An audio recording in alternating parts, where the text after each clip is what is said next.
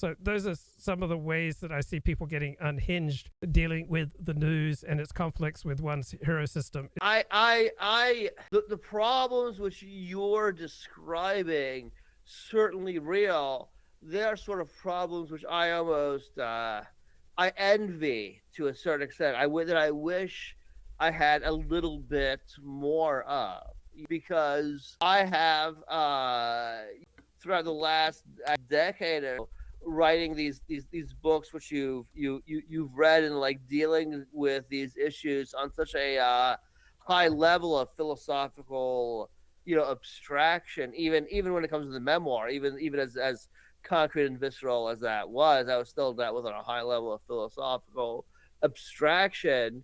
I kind of wish, more so than I have, that I would become more kind of captive to these like news stories, that they would sort of overwhelm my reactions a little bit more than they actually are.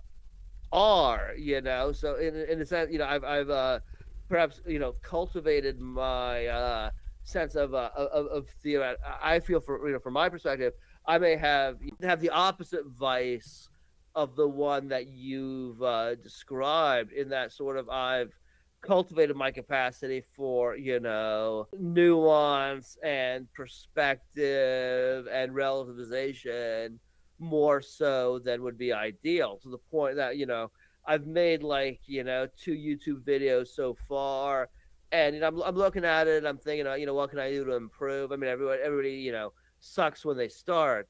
I know that, but I was thinking, I have a little bit of difficulty just like fully believing what I'm saying, just because in the back of my mind I go, yeah, okay, but there's other perspectives to it. It's almost